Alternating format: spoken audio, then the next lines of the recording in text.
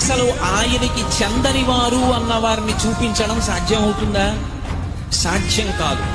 భక్తితో ఎవరు పరమేశ్వరుణ్ణి ఆరాధన చేస్తారో ఆ భక్తిని చూస్తాడు ఆయన. భోళాశంకరుడు భోళాశంకరుడు అంటాడు. భోళాశంకరుడు అంటే ఏదో ఉబ్బులింగడు, మనం ఏదో మనసులో కాపట్యం పెట్టుకుని పైకి శివా శివ అంటే లొంగిపోయే అమాయకుడు కాడు. ఏమీ తెలియకపోయినా మనసు నిష్కల్మషంగా ఉండి ఒక్కసారి పిలిచినా లొంగిపోయేటటువంటి వాడు భోళాశంకరుడు.